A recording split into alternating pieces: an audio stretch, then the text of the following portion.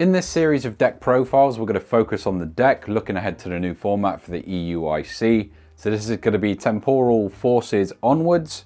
We're going to be looking at decks after rotation, so you won't see any of those cards in here.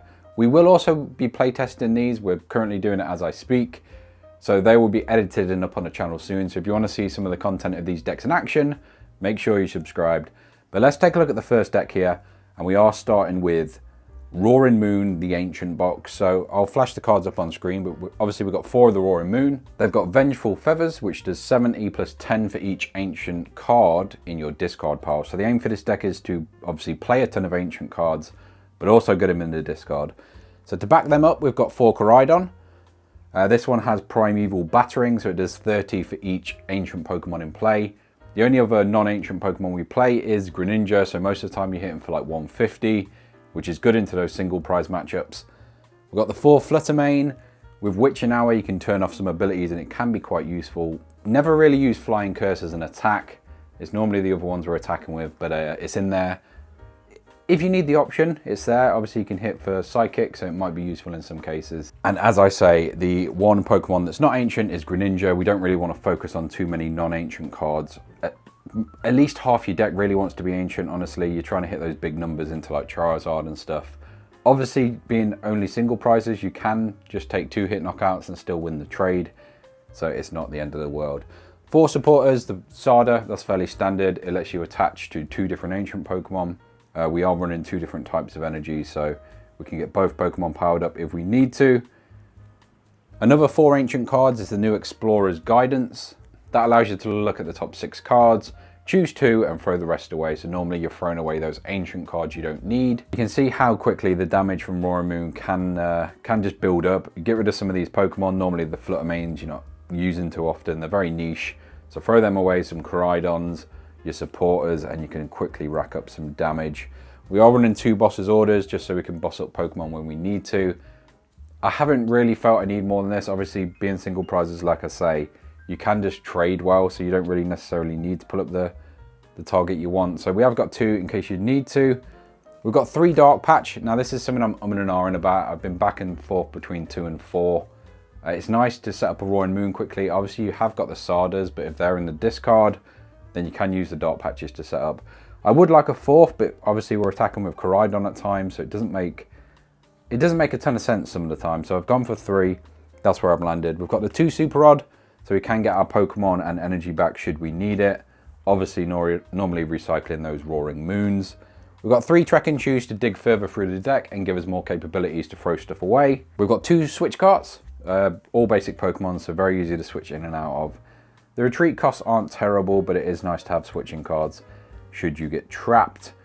And then it's just hyper consistency on finding the Pokemon. We've got the 4 Nest Ball, obviously not being able to use the Poffins. And currently only 3 Ultra Ball. This is another one where I'd like the 4th. Obviously being able to discard 2 cards is really good in this deck. I might drop a Trekking Shoes and up that to the 4 Ultra Ball. I think probably makes sense.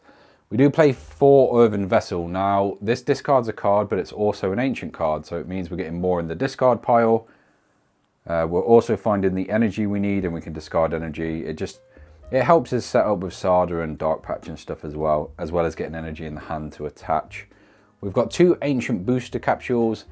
So you could up these are quite useful. Running 4 of those, again, it just works with a strategy, but it also makes your Pokemon really beefy. Also, they go to the discard pile as they are knocked out, so it sort of works with a strategy anyway. And then finally, we've got 2 Pokestop. Again, a card I would like more of, but it's finding the space. You could probably cut some stuff here. Honestly, maybe the Trekking Shoes can go and we can up the Pokestops, the boosters, and the Ultra Ball. But that's what we're working with, and obviously the Awakening Drum, which lets you draw a card for each Ancient Pokemon in play. Again, normally drawing you 5 cards if you're getting the full benefit of it. And then it's just the 4 Fighting Energy. Obviously, Koraidon needs Fighting Energy, so we do need to run some.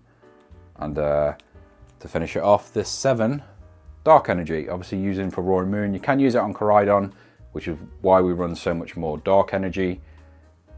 But that's the deck. The idea is, like I say, throw as many Ancient cards away as you can, hit for big numbers with Roaring Moon or Koraidon, depending how you set up.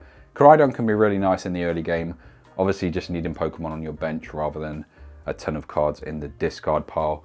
But that's the deck.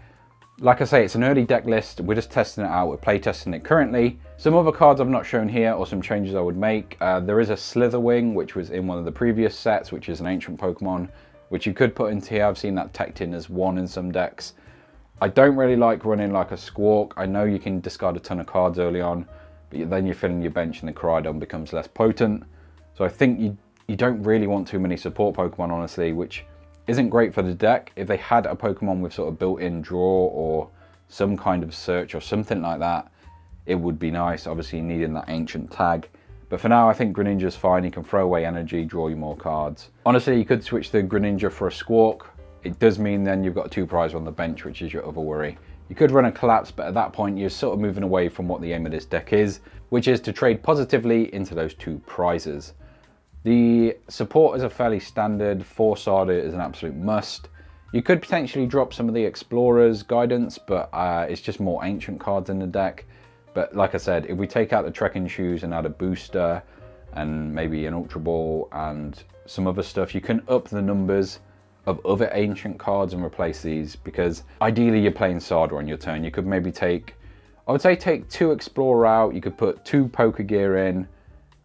Take out 3 Trekking Shoes, add a Pokestop and 2 Ancient Boosters, and you're about the same in terms of ancient cards.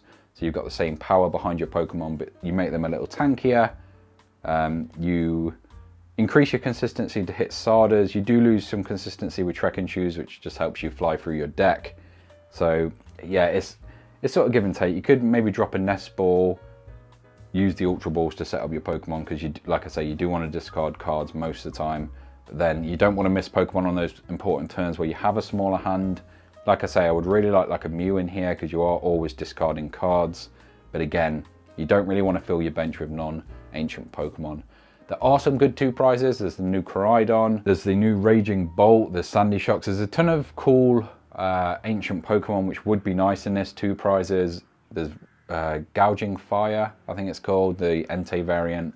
So there are options for single prizes to put in here, but I don't think any of them warrant changing what this deck is. I would say if you're going to go down that route and use the Koraidons and the other Pokemon, then I would maybe specifically build decks around those. Include these Pokemon, but maybe that's not your main strategy. Obviously losing that appeal of just being a single prize deck and able to trade positively into most of the meta game. The other bonus of adding more ancient boosters means you're out of reach of Iron Hands, which can be a worry for this deck. Obviously taking 2 prizes mess up your prize trade, so I'd say maybe more ancient boosters is a way to go. This is what we're running at the minute. This is what we're going to be playing in our games. So if you're watching those matches, I will flash this up anyway, but this is what we're playing with currently. Let me know what you think of this one in the comments below. Let me know if it's one that you're maybe going to play in the future. Speaking of future, we have got that coming up next, so if you do want to see that, like I say, make sure you're subscribed.